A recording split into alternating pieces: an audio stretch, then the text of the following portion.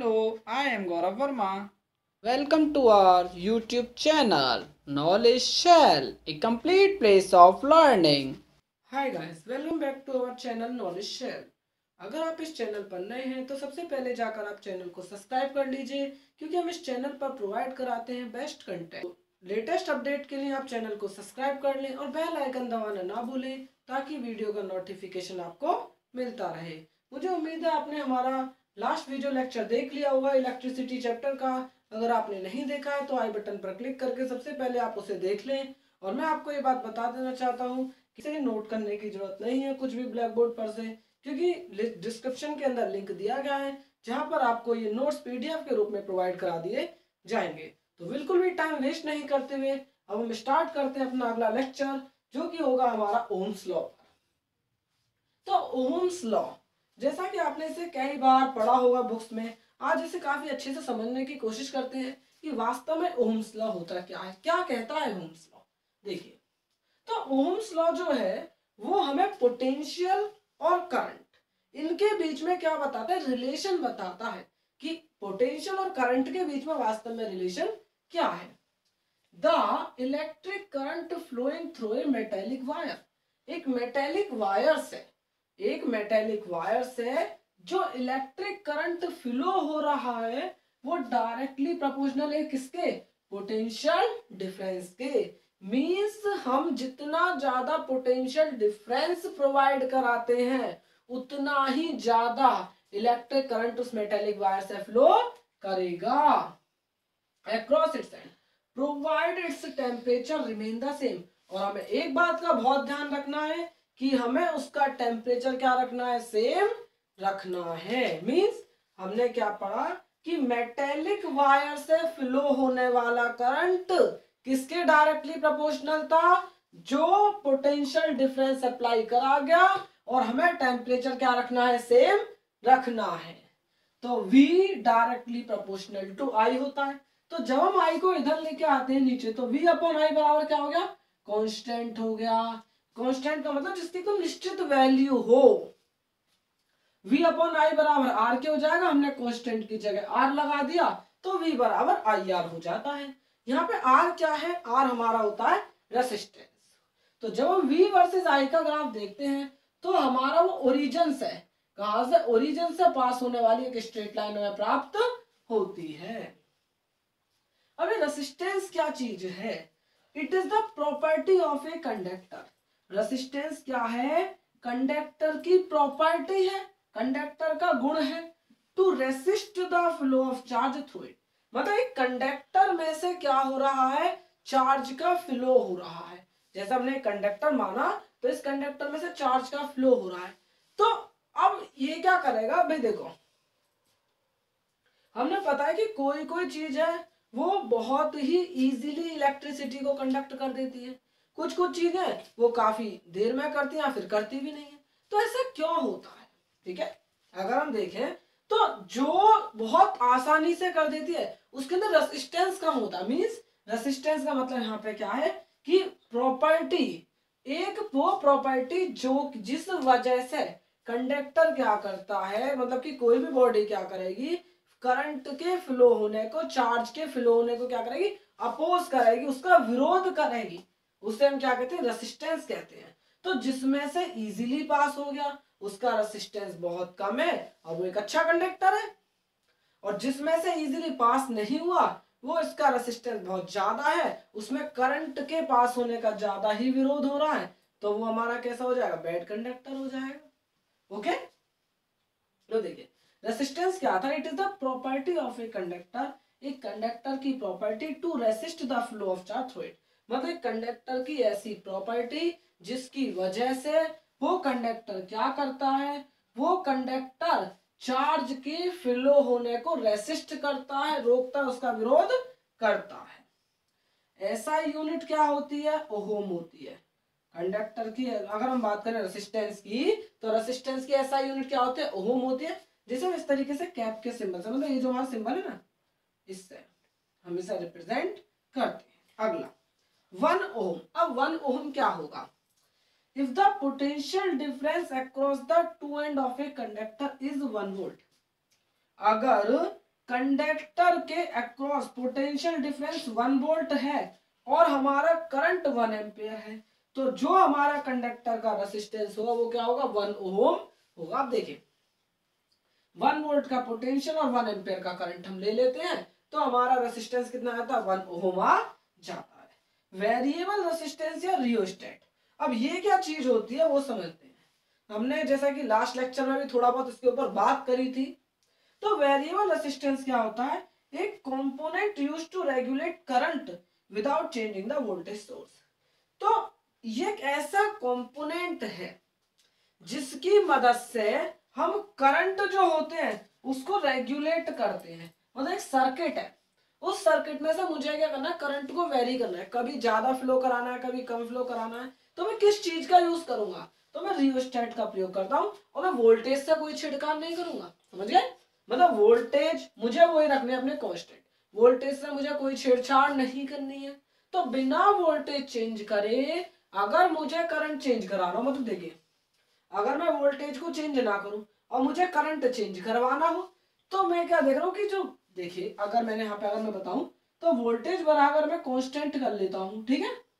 तो जो हमारा रेसिस्टेंस है वो इनवर्सली प्रोपोर्शनल आ रहा है करंट के, आप देख सकते हैं, या फिर हम कह सकते हैं करंट इनवर्सली प्रोपोर्शनल है रेसिस्टेंस के।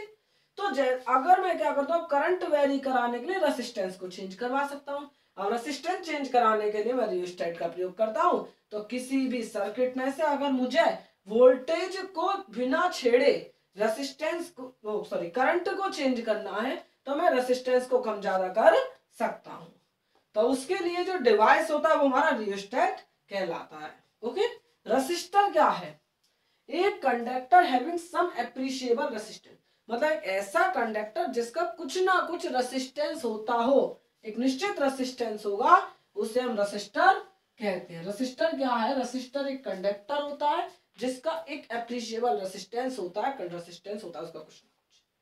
The electron however are not completely free to move within a conductor. भी देखो इलेक्ट्रॉन कंडक्टर में मूव करते हैं लेकिन वो पूरी तरीके से स्वतंत्र तरीके से फ्रीली मूव नहीं करते।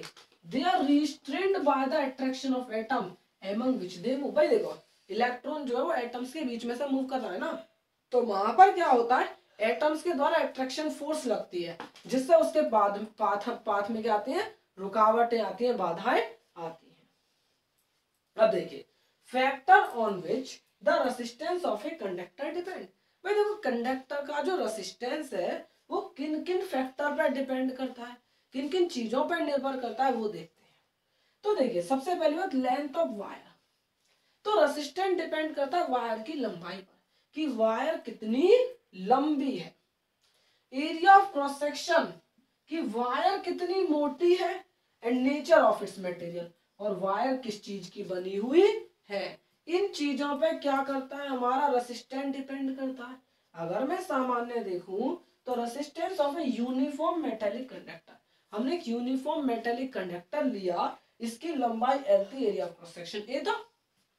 ओके, यूनिफॉर्म का मतलब है यहाँ पे कि उसका जो रेडियाई है ना वो एकदम सेम रहेगा हर जगह, आगे तक उसका रेडियाई में क्या रखूं, सेम रखता हूं। तो इस प्रकार का कंडक्टर जो था वो यूनिफॉर्म कंडक्टर कहलाता है। वरना हमारा क्या होता है, इस तरीके से भी कंडक्टर हो सकता है देखो भाई, लेकिन इसका रेडियाई अलग अलग हो जाएगा, ठीक है ना। तो यहाँ पे अगर मैं देखूंगा तो यहाँ पे हमारा रेसिस्टेंस अलग हो जाएगा, यहाँ पे अलग, तो ऐसा हमें नहीं देखना। तो हमें क्या लेना है, एक यूनिफॉर्म मेटेलिक कंडक्टर का रेसिस्टेंस देखते हैं। तो रेसिस्टेंस क्या है, डायरेक्टली प्रोपोर्शनल होता है लेंथ के, मतलब जितनी ज्यादा लेंथ होगी उतना ज्यादा resistance. Inversely proportional to area, जितना कम एरिया देखिए जितना ज्यादा एरिया होगा उतना ही कम रेसिस्टेंस होगा। तो मैंने दोनों को कंबाइन करा तो resistance directly proportional to L upon A. Okay, तो यहाँ पे प्रोपोर्शनलिटी के साइन हटाने के लिए मैंने कांस्टेंट लगाया नो, जिसे हम रेसिस्टिविटी कहते हैं। तो हम बात करते हैं रेसिस्टिविटी की। तो रेसिस्टिविटी को हम रिप्रेजेंट करते हैं किससे, रोहो से। ये जो सिंबल है ना, इस सिंबल का नाम क्या है, रोहो।